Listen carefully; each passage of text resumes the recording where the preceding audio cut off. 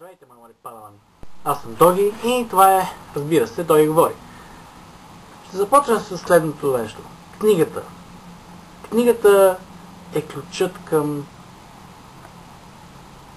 невиждани и нечувани светове, към места, които са били създадени от други хора, с толкова гениалност и такова въображение, че направо се потапяте в тези светове. В това клипче ще ви покажа, ще ви предложа по-точно някои книги и поредици от книги, които аз съм чел и няма да ви не вреди да прочетете, защото са наистина качествена литература. Пак повтарям, аз лично съм чел, даже някои от тях по 2 пъти, защото просто са много хубави. И накрая ще искам да ми кажете в коментар под клипа дали сте чели някои от тези книги или дали бихте желали да ги прочетете. Няма да ви обяснявам какво става в книгите, защото клипът ще стане 3 часа, 4, 5. Просто ще ви покажа книгите и вие ще си решите дали искате да ги четете или не. Така че, нека да започвам. Ще започна с най-обемистите по размер. И това е, разбира се, нашумялата напоследък Игра на тонове и като цяло Песен за огън и лед на Джордж Мартин. Някои от вас може да са чели вече, зарибени от сериала, който го дават по HBO, който почна миналата година. Това е първата книга. Тя не е много дебела. Мърдаме натам към втора книга от поредицата, по която също вече излезе филмовата версия. Тази пролет излезе. Сблъсък на крале.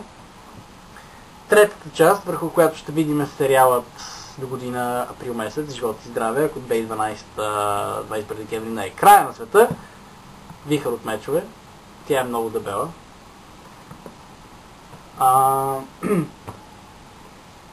Четвъртата е Пир за врани.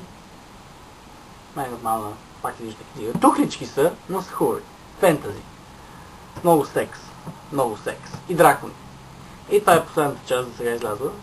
Като се очакват още 2 книги. Ако автор не вземе да ритне кофата. Това е по-така... Не го причислявам към най-стойностното нещо, което можете да четете. Но, да започнем с читавите неща. Една малка книжчица, фантастика, от Клифърд Саймък, казва се Резервата на таласъмите. Една гениална история за едно бъдеще, което е много, много, много странно. И ако питате, има ли картинки в книгата, аз бих ви казал, да, има една картинка. Само тази. Нали, картинка като картинка, черно-бяла.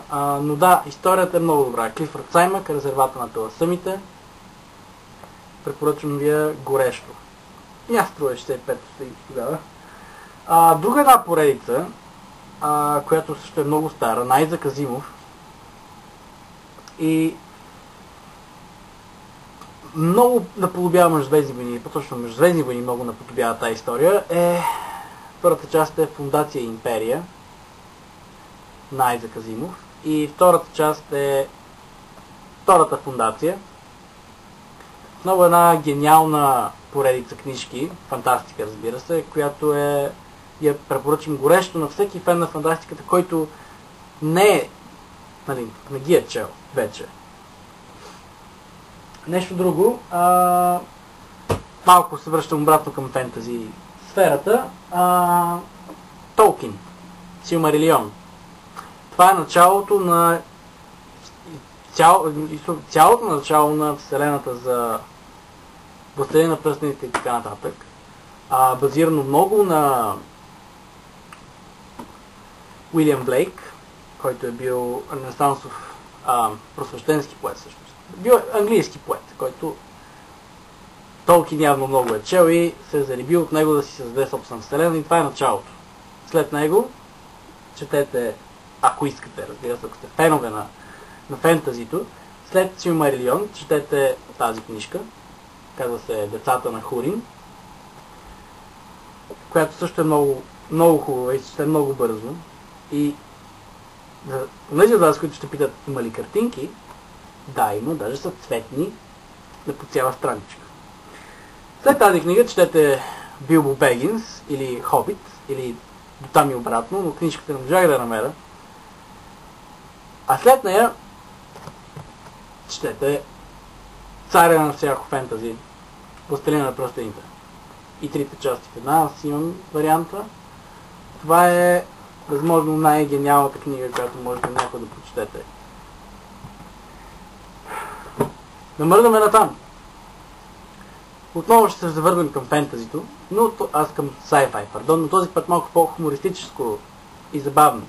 Дъглас Адамс, пътеводител на галактическия стопаджия. Или моят вариант е възможно най-пълният пътеводител на галактическия стопаджия, където има всичките 5 книги, плюс допълнително 6-та книга.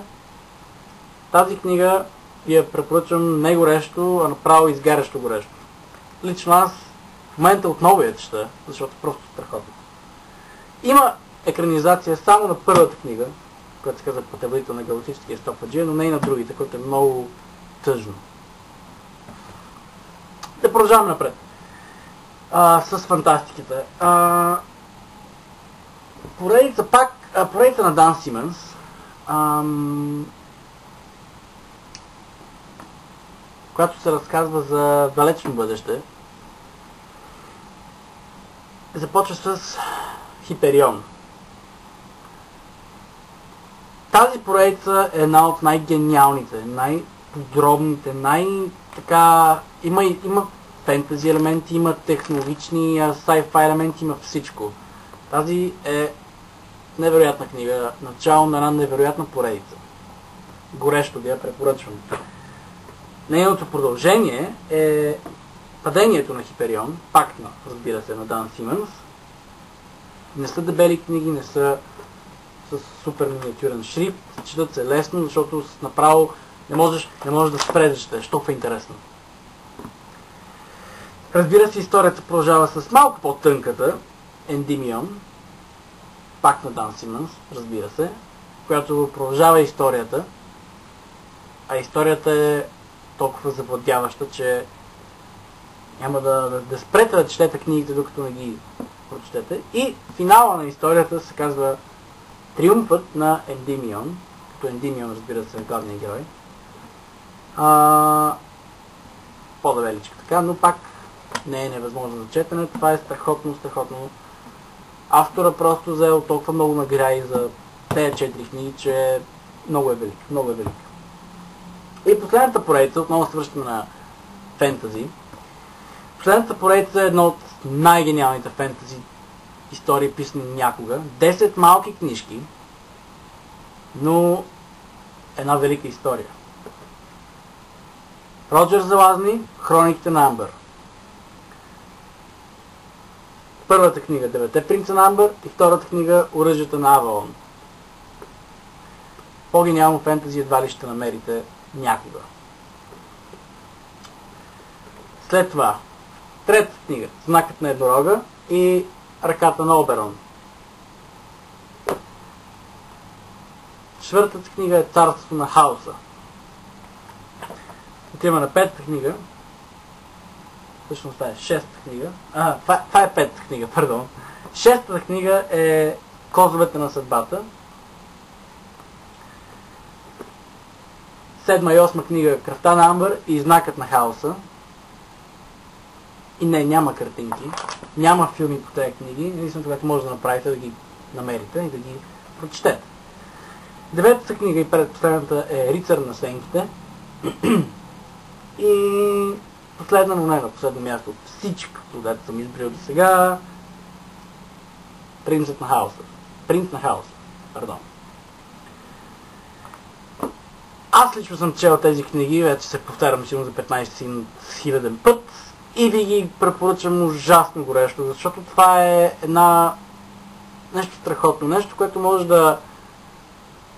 Ако имате дарба за каквато и да е писане на каквато и да е литература, прочетете ли тези този набор от книги, че и повече, все нещо може да се роди у вас, да възпламени желанието ви и вие да пишете, или поне да продължите да четете още и още качествена литература.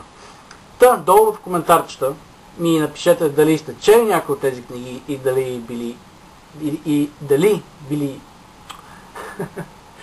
бихте искали да ги намерите и да ги прочетете, защото са наистина страхотни всички. Харесайте клипа, сложете в любими, споделете го, всичко това помага да го видят повече хора и надявам се да ви е харесал. Ще се чуем следващия понеделник, защото е 1 октомври. А до тогава, нека силата бъде с вас и ще се чуем в понеделник.